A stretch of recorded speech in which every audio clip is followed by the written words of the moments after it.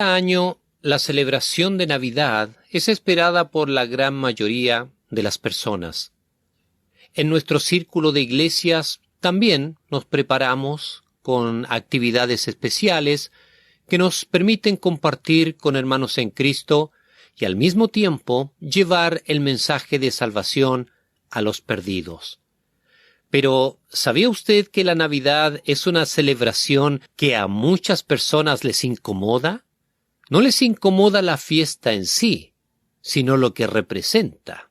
Por ejemplo, aunque usted no lo crea, está comprobado que un gran número de ateos del mundo cae en depresión durante el mes de diciembre por esta celebración. Hace unos años atrás, Barack Obama, siendo presidente de los Estados Unidos, dijo lo siguiente: prefiero decir felices fiestas y no feliz Navidad, porque es más inclusivo. ¿Sabe por qué dijo eso? Indudablemente él estaba pensando en todos aquellos que les molesta la Navidad. También en Estados Unidos existe una organización que se llama Freedom from Religion Foundation, que significa Fundación Libertad de la Religión. Hace un tiempo atrás, el representante de esa fundación dijo esto: queremos una separación total del Estado y la religión, y nos oponemos a todos los símbolos navideños en público. ¿Qué le parece? Esto no es algo nuevo. Yo mismo lo pude ver mientras vivía allá en los Estados Unidos. Yo me daba cuenta de cómo, poco a poco, iban desapareciendo de lugares públicos diferentes símbolos cristianos. Recuerdo que cerca del lugar donde yo vivía junto a mi esposa, ahí en el estado de Ohio, estaba un hermoso monumento con la forma de las tablas de la ley, los 10 mandamientos. Y un día, al pasar por ahí, ya no lo vi más. Yo mismo comprobé que esto es verdad. En estos momentos también existe algo llamado Movimiento de Resistencia a la Navidad, donde la mayoría de sus integrantes son ateos y se manifiestan cada año en contra de la celebración. Ellos también quieren eliminar todo símbolo navideño. Tristemente hoy podemos decir que la Navidad tiene enemigos. Nunca yo lo hubiera pensado antes. Cuando era niño pensaba que todo el mundo amaba la Navidad y que la gente la esperaba con ansias. Pero hoy me doy cuenta de que no es así. Pero, ¿por qué esta celebración molesta a algunos? Bueno, la respuesta está justamente en lo que nos dice la Biblia. La palabra de Dios nos enseña que el nacimiento de Cristo es un evento de carácter espiritual y por lo tanto la Navidad tiene una fuerte connotación espiritual y eso es lo que a muchos les molesta. Nuestro Señor Jesucristo es la luz del mundo, pero como dice el Evangelio de Juan en el capítulo 3, versículo 19, los hombres amaron más las tinieblas que la luz. Lo podemos ver en las ideas de los humanistas. Para ellos no es necesario Dios, no existe una autoridad espiritual sobre ellos. La idea de estas personas es creer que el hombre gobierna, el hombre establece la moralidad, el hombre decide lo que es bueno y lo que es malo. Aman más las tinieblas que la luz. Y hoy día nosotros podemos ver que nuestros hijos están siendo bombardeados con esta ideología en los colegios y universidades. El humanismo se enseña constantemente. La nueva generación de jóvenes carece de principios y valores cristianos. En algún momento de la historia, la Iglesia dejó de marcar presencia en la sociedad, dejó de cumplir su labor evangelística y además, la enseñanza bíblica en los hogares también desapareció. Así que la situación es triste y es preocupante. Por eso hoy día hay movimientos organizados en contra de todo símbolo cristiano y navideño. Mas nosotros, los que estamos en la luz, ¿qué es lo que realmente celebramos en Navidad? ¿Qué es lo que le enseñamos a nuestros niños acerca de esta fecha? Usted y yo tenemos el desafío de presentar la Biblia en nuestros hogares y también a los que nos rodean. Entonces, le invito a que abramos nuestra mente y corazón para ver 3 verdades de nuestra celebración. Hablemos de una celebración espiritual. En primer lugar, en Navidad nosotros celebramos la manifestación de Dios. Eso es lo primero que quiero decirle. En una oportunidad, junto a algunos hermanos de mi iglesia, nos encontrábamos predicando el Evangelio en la plaza principal aquí en la ciudad de Rancagua. Y de pronto llegó un grupo organizado de ateos para hablar conmigo. Estaban vestidos con camisetas amarillas que tenían una gran letra A en el pecho, me imagino que es por ateo. Me rodearon y con un tono un tanto agresivo comenzaron a cuestionar la existencia de Dios. Dentro de lo que me argumentaban, me preguntaron lo siguiente: ¿cómo crees en un Dios que no puedes ver? Ni siquiera es posible demostrar su existencia científicamente. Eso es lo que me decían.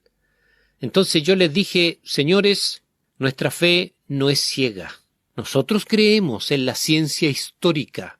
Y la historia nos dice claramente que hace 2000 años atrás Jesucristo llegó a este mundo. Y nosotros lo recordamos en Navidad. ¿Quién era Él? Para nosotros era Dios, el Hijo que se manifestó tomando cuerpo humano. Y luego les dije: la existencia de Cristo es algo que ustedes no pueden negar. Luego ellos siguieron discutiendo, presentando diferentes argumentos, pero en ningún momento se atrevieron a negar la aparición de Jesucristo en la historia humana, porque no pueden hacerlo. Queridos hermanos, eso es lo que claramente nos dice la Biblia. En Navidad celebramos la manifestación de Dios en el mundo a través de la persona de Cristo.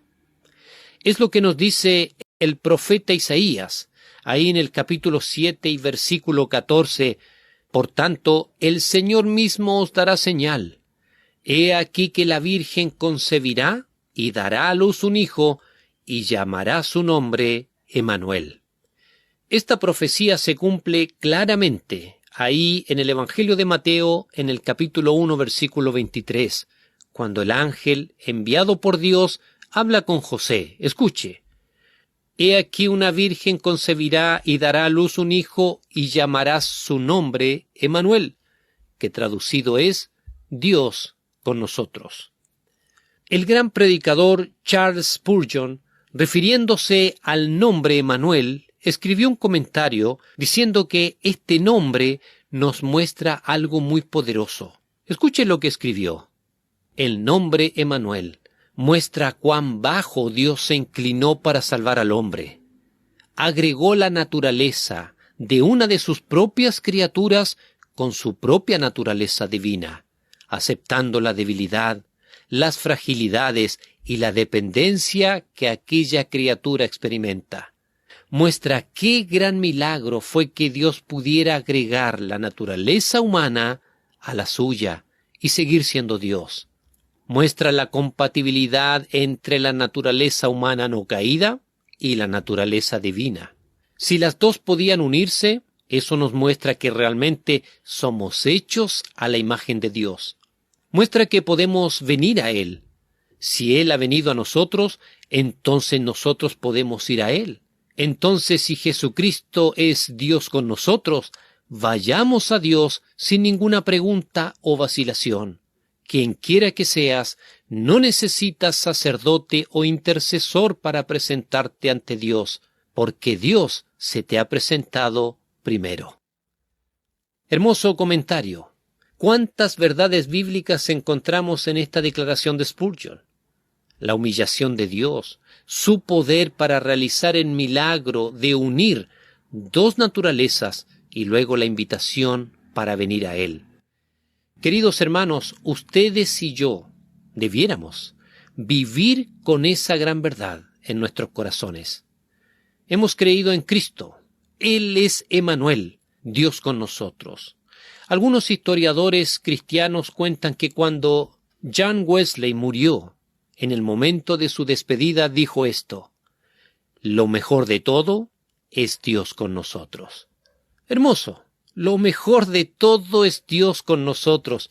Así vivió John Wesley. Cada día que él existió en esta tierra, él vivió creyendo que Dios estaba con nosotros en la persona de Cristo. Escuche esto. La deidad del Señor Jesucristo es un principio esencial y no negociable de la fe cristiana. Para la Iglesia del Señor, esta doctrina es fundamental. Yo sé que para nosotros es difícil comprender el concepto de Trinidad en toda su dimensión. No es algo fácil. Ver en la Biblia 3 personas como un solo Dios puede ser un tanto confuso. Pero me gustaría brevemente compartir con ustedes algunos pasajes que creo son muy importantes para comprender la divinidad de Cristo. En primer lugar, me gustaría que usted recuerde lo que Dios es. ¿Qué es Dios? Cuando hablamos de Dios, ¿a qué nos referimos? Bueno, Dios, mi querido hermano, primeramente es un ser divino, espiritual, que se manifiesta o se presenta en 3 personas: Padre, Hijo y Espíritu Santo.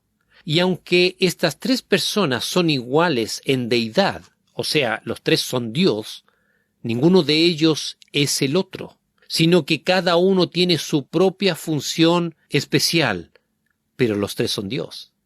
Por ejemplo, en estos momentos estamos estudiando la persona de Cristo. Dios, tomando forma humana, vino a este mundo de manera corporal y bajo el nombre de Jesús. Mientras habitó en la tierra, dijo que el Padre le había enviado y que él debía obedecer la voluntad de su Padre en todo. Ahora, entienda esto. Jesús no era el Padre, ni el Padre era el Hijo, pero ambos eran divinos, ambos eran Dios. El Padre y el Hijo no se pueden separar, son indivisibles porque ambos son Dios. Por eso Jesús le dijo a Felipe en Juan capítulo 14, versículo 9, «El que me ha visto a mí, ha visto al Padre». Y luego le dice en el versículo 10, «¿No crees que yo soy en el Padre y el Padre en mí?». Jesús nunca dijo, «Yo soy el Padre», sino «Yo soy en el Padre y el Padre en mí». Aquí vemos que los dos están en una inseparable comunión uno con el otro. El Hijo está en el Padre y el Padre está en el Hijo. Pero los dos, vuelvo a repetir, son la manifestación personal del mismo ser, Dios el Padre y Dios el Hijo. Vamos a leer ahora algunos pasajes que aparecen en el Evangelio de Juan. Esto nos ayudará a visualizar un poco mejor este tema. Juan capítulo 5, versículos 17 al 24. En el contexto de este capítulo encontramos el momento en que el Señor sana a un paralítico que se encontraba enfermo hacía ya 30 años. ¿Se acuerda usted de esa historia? Este hombre estaba siempre recostado al lado de un estanque esperando el milagro de su sanidad, hasta que un día llega Jesús y le sana.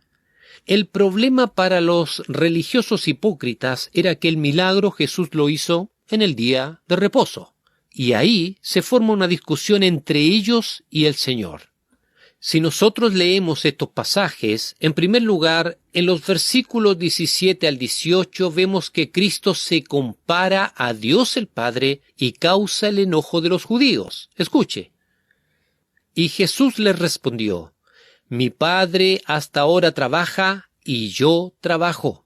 Por esto los judíos aún más procuraban matarle, porque no sólo quebrantaba el día de reposo, sino que también decía que Dios era su propio Padre, haciéndose igual a Dios. Los judíos se enojaron con el Señor porque Él dijo que Dios era su Padre. ¿Sabe usted lo que significa eso? Significa que Cristo estaba dando a entender que poseía la misma naturaleza divina que Dios el Padre. Por supuesto, si el Padre es Dios y yo soy hijo de Dios, entonces somos iguales en naturaleza. Eso es lo que estaba diciendo. Y claro, esa declaración no era una mentira, sino que era una verdad. Luego vemos en los versículos 19 al 20 que Jesús dice que Él hace las mismas obras que su Padre. Escuche. Respondió entonces Jesús y les dijo, de cierto os digo, no puede el Hijo hacer nada por sí mismo, sino lo que ve hacer al Padre, porque todo lo que el Padre hace, también lo hace el Hijo igualmente, porque el Padre ama al Hijo y le muestra todas las cosas que Él hace, y mayores obras que éstas le mostrará, de modo que vosotros os maravilléis. ¿Escuchó esta afirmación? Porque todo lo que el Padre hace, también lo hace el Hijo igualmente. Otra vez Jesús se hace igual al Padre. Nuevamente está mostrando su igualdad en esencia. El versículo 21 es asombroso, porque aquí encontramos que el poder y la soberanía del Hijo es igual a la del Padre. Leamos con atención. Porque como el Padre levanta a los muertos y les da vida, así también el Hijo a los que quiere da vida. ¿Qué le parece?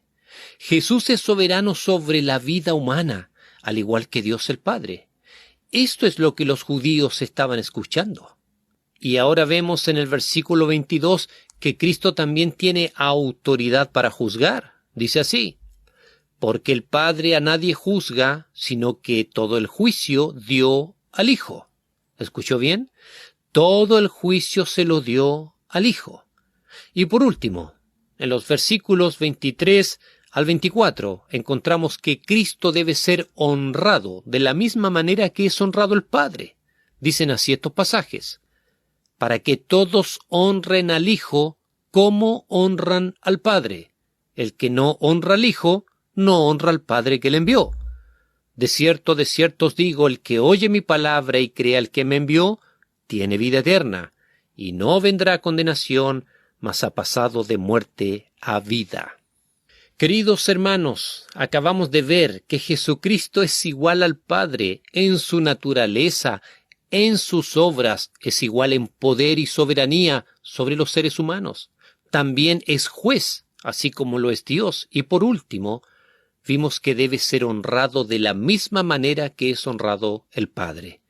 Por eso los judíos querían apedrear al Señor, porque entendieron claramente el punto. Él estaba presentando sus credenciales divinas. Estos son solo algunos de los muchos versículos que se encuentran en la palabra de Dios acerca de esta importante doctrina. Por lo tanto, está claro que en Navidad nosotros celebramos la manifestación de Dios en el mundo. ¿Cómo no recordar y celebrar por siempre ese maravilloso evento? Dios se manifestó al mundo. Pero hay una segunda razón para celebrar Navidad como algo espiritual. En Navidad nosotros celebramos el perdón de Dios. El perdón de Dios. Dice Mateo capítulo 1, versículo 21. Y dará a luz un hijo y llamará su nombre Jesús, porque él salvará a su pueblo de sus pecados. Lo comentamos en el mensaje anterior. Aquí encontramos un gran versículo que nos muestra el propósito de la venida de Cristo a este mundo, porque Él salvará a su pueblo de sus pecados. Queridos amigos, todos aquellos que compartimos el mensaje del Evangelio, sabemos perfectamente que el ser humano necesita perdón de pecados y salvación. No podemos decir que estamos predicando el mensaje de Dios sin hablar de la terrible condición de la humanidad. La raza humana está bajo pecado, y el pecado trae consecuencias. Trae consecuencias de muerte en esta vida y trae consecuencias de muerte eterna.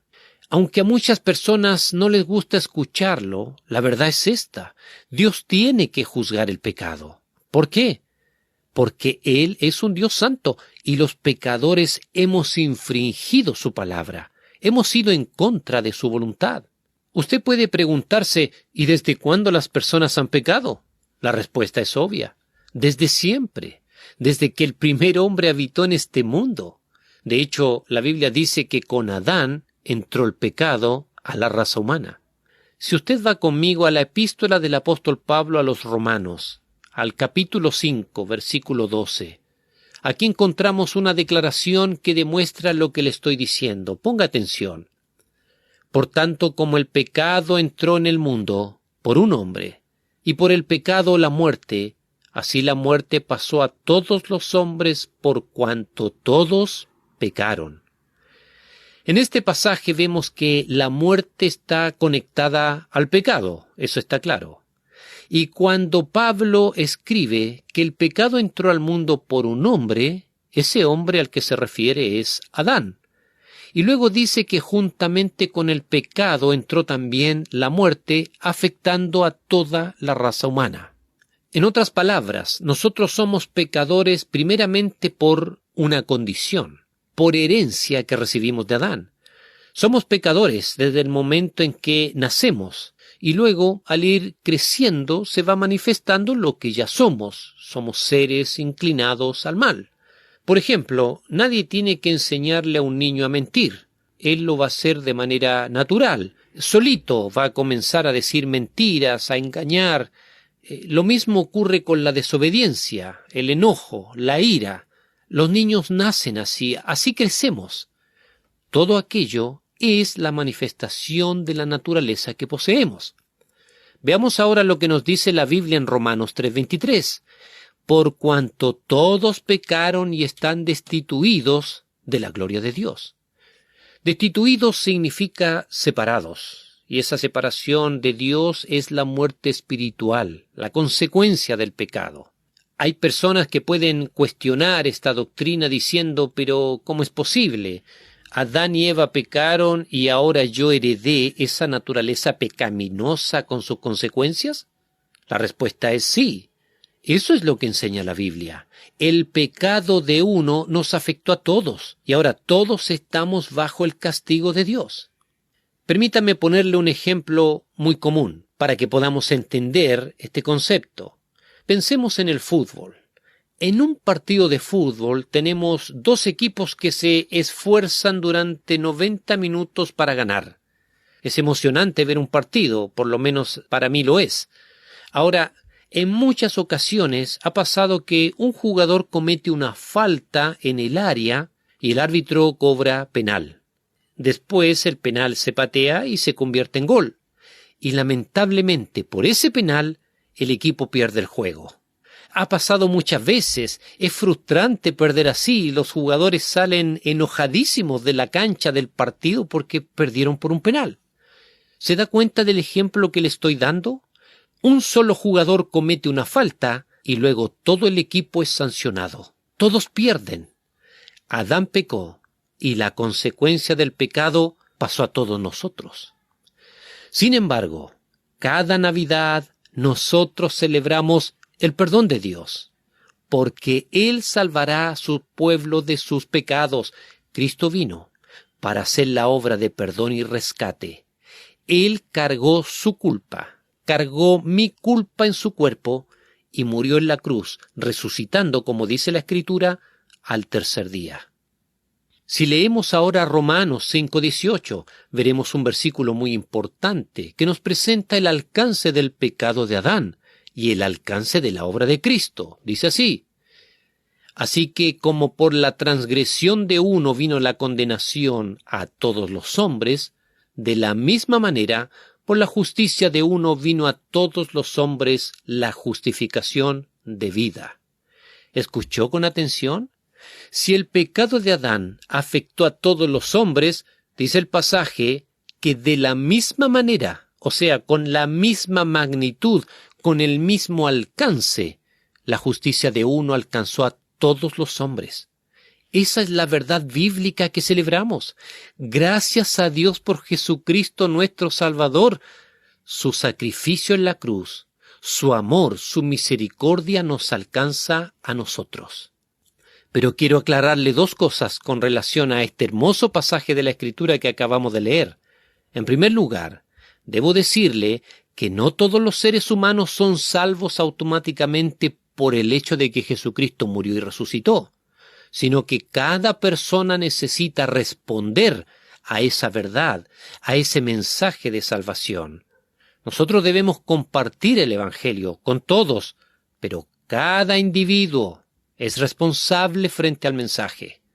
No creemos en la salvación universal y automática de todas las personas. Eso es lo primero que quiero decirle. Y en segundo lugar, debo decirle que la obra de Cristo no está disponible para algunos solamente, sino para todos. Cristo murió por todos. Lo dice claramente este pasaje. Por la justicia de uno vino a todos los hombres, la justificación de vida. Hermano, tenga mucho cuidado con aquellos que enseñan que solo algunos tienen la posibilidad de ser justificados y que Cristo murió solo por algunos. Esa declaración contradice totalmente lo que está diciendo aquí Romanos 5:18. Y además podemos leer el versículo siguiente, el 19, que reafirma el concepto. Escuche. Porque así como por la desobediencia de uno los muchos fueron constituidos pecadores, así también por la obediencia de uno los muchos serán constituidos justos. ¿Se da cuenta? ¿Cómo es posible que algunos estén enseñando un sacrificio limitado de Jesús, mientras que el pecado no tiene límites y alcanza a todas las personas? Si nosotros creemos que Cristo murió solamente por algunos, estamos en un serio problema, porque entonces tendríamos que enseñar claramente que el pecado de Adán tuvo más alcance sobre la raza humana que la obra de Cristo. Y eso es totalmente incorrecto. La justificación por la fe está disponible para todos los hombres, nos alcanza a todos, tal como lo declara Romanos 5:18 al 19. Para dejar bien en claro este punto, vuelvo a leer el versículo 18. Así que como por la transgresión de uno vino la condenación a todos los hombres, de la misma manera por la justicia de uno vino a todos los hombres la justificación de vida. Gracias al Señor por su gran amor, gracias al Señor por su perdón y justificación. Lo hermoso del perdón de pecados es que Dios lo hace completamente. No son algunos pecados que Dios perdona, sino todos. La obra intercesora de Jesús deja satisfecha la demanda del Padre y la culpa es quitada. Eso es lo que la religión no puede hacer. El religioso piensa que su perdón y salvación depende de sus obras, de su comportamiento y hasta de sus sentimientos. Y como no logra alcanzar esa meta de buenas obras, se desanima y no disfruta de la salvación en Cristo. Como ya lo hemos mencionado antes, Cristo nos salva de la culpa del pecado, de la condenación del pecado y del control del pecado. Como dice Pablo en Romanos 6:14, el pecado ya no se enseñoreará de nosotros. Por lo tanto, si usted y yo somos hijos de Dios, disfrutamos del lavamiento de la regeneración, tal como lo dice la Biblia. Ahora, nuestra meta es crecer con esa verdad en nuestro corazón. Soy perdonado, tengo vida eterna, soy hijo de Dios. Eso debe llevar a cambiar mi idea en mi mente. Debo cambiar mi actitud. Esta gran verdad nos lleva al tercer punto de nuestro estudio. Ya vimos que en Navidad celebramos la manifestación de Dios. En segundo lugar, que en Navidad celebramos el perdón de Dios. Y número 3, en Navidad nosotros celebramos la gracia de Dios. La gracia, mis queridos hermanos, es un tema constante en la Biblia y se manifiesta en todo su esplendor en el Nuevo Testamento con la venida de Jesús. Leamos lo que nos dice Juan 1:17. Pues la ley por medio de Moisés fue dada, pero la gracia y la verdad vinieron por medio de Jesucristo. La ley de Dios fue dada por medio de Moisés, dice este pasaje, y la segunda parte dice que la gracia y la verdad vinieron por medio de Jesucristo. Es importante destacar la diferencia entre fue dada y vinieron, esas dos expresiones, porque la ley la recibió Moisés, pero la gracia y la verdad estaban y llegaron a este mundo en la persona de Cristo. Nuestro Señor Jesucristo es la verdad y Él mismo es gracia para nosotros. ¿Qué es gracia? La palabra traducida como gracia en el Nuevo Testamento proviene de la palabra griega charis, que significa favor, bendición o bondad. Todos podemos demostrar gracia a los demás, pero cuando la palabra gracia se usa en relación a Dios, adquiere un significado más potente. Podríamos decir que la gracia es el hecho de que Dios ha decidido bendecirnos en lugar de maldecirnos, a pesar de que nuestro pecado lo merece. Es su bondad manifestada hacia los indignos, los que no merecíamos nada. Porque la única manera que tenemos para entrar en una relación con Dios es por causa de su gracia hacia nosotros. Y si vamos al Antiguo Testamento, podemos ver que la gracia comenzó en el jardín del Edén, cuando Dios mató un animal para cubrir el pecado de Adán y Eva. ¿Se acuerda usted de esa historia? Ahí en Génesis capítulo 3 versículo 21. Él podría haberlos matado en ese momento por su desobediencia, pero en lugar de destruirlos, Dios escogió establecer un camino para que ellos estuvieran bien con Él. Entonces, los patriarcas desde ese momento comenzaron a sacrificar animales. Y después, podríamos decir que ese patrón de gracia continuó a lo largo del Antiguo Testamento, cuando Dios instituyó oficialmente sacrificios de sangre como una forma para expiar el pecado de los hombres. Pero entendámoslo bien. No fue la sangre de los sacrificios lo que limpió a los pecadores, sino que fue la gracia de Dios que perdonó a aquellos que confiaron en Él. Lo dice Hebreos 10:4, porque la sangre de los toros y de los machos cabríos no pueden quitar los pecados. También el apóstol Pablo comenzó muchas de sus cartas con la frase gracia y paz a vosotros de Dios nuestro Padre y del Señor Jesucristo. Lo dice en Romanos capítulo 1 versículo 7, en Efesios capítulo 1 versículo 2, en Primera de Corintios capítulo 1 versículo 3. Dios es el promotor de la gracia y toda otra gracia fluye de Él. Quiero terminar este punto hablando de lo que los cristianos debemos hacer con la gracia. En primer lugar, debemos honrar la gracia de Dios. Si usted y yo hemos sido salvados por nuestro Señor Jesucristo, ahora debemos dar fruto de esa salvación. Recuerde que la fe siempre debe estar acompañada de obras. ¿Qué cree usted que el mundo espera de nosotros? ¿Que aparezca un buen orador? ¿Que aparezca un buen conferencista? No, mi hermano. El mundo está esperando ver vidas transformadas por la gracia de Dios. La enseñanza profunda de la Biblia es para los creyentes, pero el testimonio de una vida santa es para el mundo. Por ese motivo, los líderes que dicen ser cristianos, pero que no tienen una conducta apropiada a la fe, debieran ser confrontados por la Iglesia. Es increíble ver cómo el llamado mundo evangélico en estos tiempos está siendo mal representado. Honremos el verdadero cristianismo, honremos la gracia de Dios. En segundo lugar, debemos crecer en la gracia. Ese es el mandato que aparece en 2 de Pedro capítulo 3 versículo 18. Antes bien, creced en la gracia. Es importante señalar que somos nosotros los que crecemos y no la gracia. La gracia no crece. ¿Sabe por qué? Porque ya es infinita. Somos nosotros los que debemos avanzar en nuestras vidas espirituales amparados por la gracia de Dios. Tristemente hay cristianos que creen que necesitan más gracia de parte del Señor. Creen que Dios tiene su bendición espiritual y que deben buscarla con algunas obras, oraciones especiales o reuniones más fervientes, porque hay que pedir y suplicar más gracia de lo alto. Se equivocan. Porque lo que necesitan es desarrollarse como cristianos, porque la gracia ya está, es inagotable. Juan capítulo 1 versículo 16 dice, porque de su plenitud tomamos todos, y gracia sobre gracia.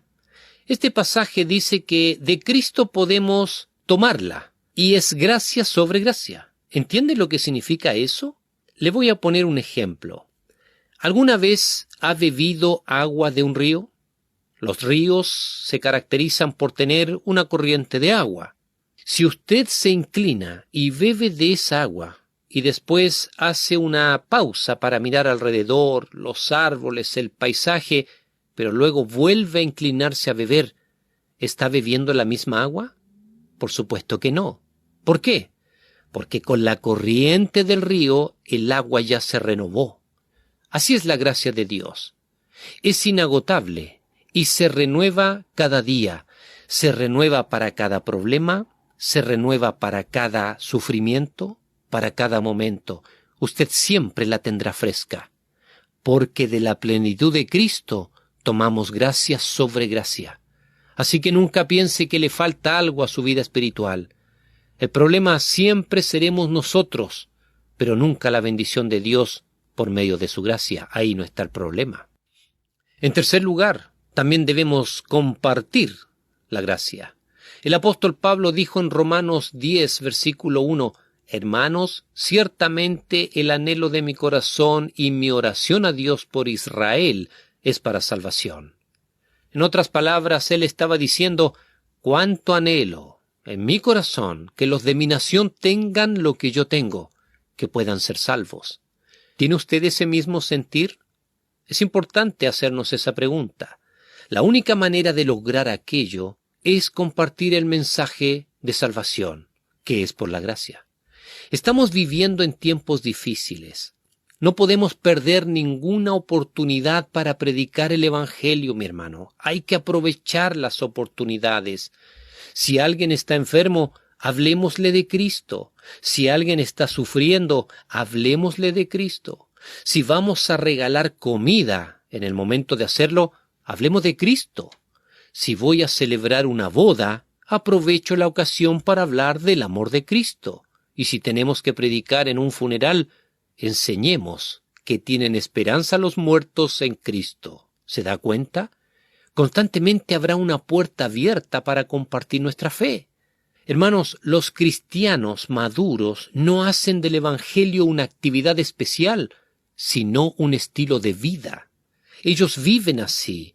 Donde quiera que van, presentan el mensaje. ¿Recuerda usted el ejemplo de Pablo? Estando en la prisión, siempre se encontraba custodiado por soldados romanos. Así que él aprovechaba de predicarles, porque ellos no podían irse, tenían que hacerle guardia, tenían que estar junto a él, permanentemente. Imagínese, eran horas de predicación, horas escuchando de Jesús el Nazareno. Y cuando llegaba el momento del cambio de guardia, Pablo gritaba, «¡Que venga el próximo, por favor!». Y ahí llegaban soldados nuevos para escuchar el mensaje. ¿Ahora entiende por qué Pablo tenía gozo en la cárcel? Porque era un hombre que compartía el mensaje de la gracia de Dios, y eso, mis queridos hermanos, produce gozo. Y en cuarto lugar, ¿qué más debemos hacer con la gracia? No abusar de ella. No abusemos de la gracia. En Romanos capítulo 5, versículo 20, Pablo dice que cuando el pecado abundó, sobreabundó la gracia. Y más adelante en el capítulo 6, versículo 1, pregunta, ¿perseveraremos en el pecado para que la gracia abunde? Y luego él mismo responde, en ninguna manera.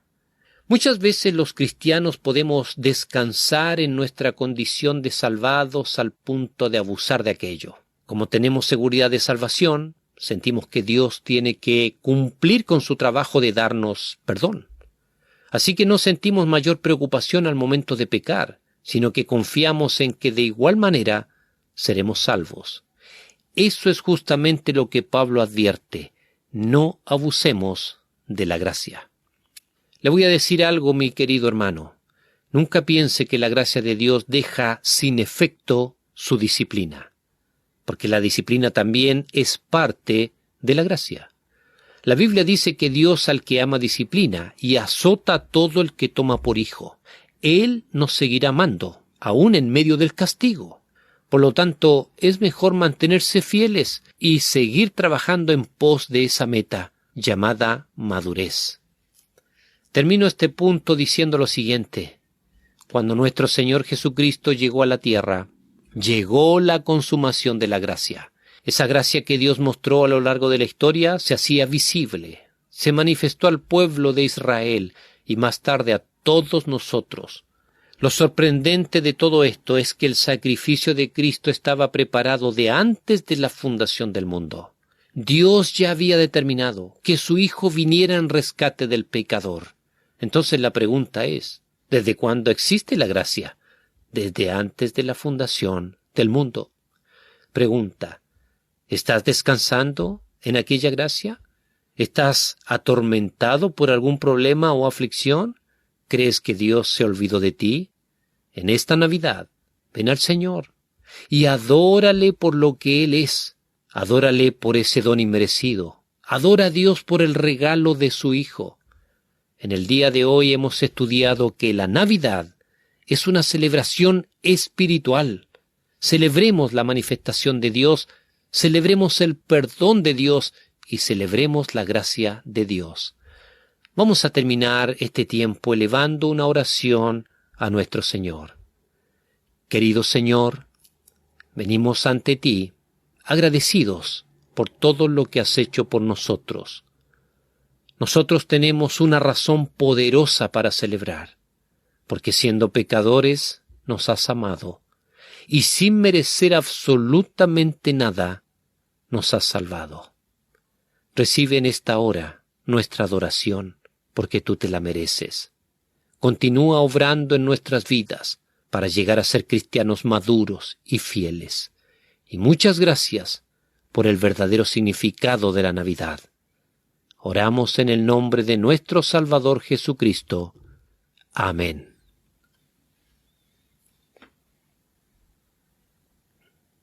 Ingrese a nuestra sala de chat para hacer la consulta espiritual que desee. www.bbnchat.org. Este es un servicio totalmente gratis. Muchas gracias. Somos sus amigos de BBN.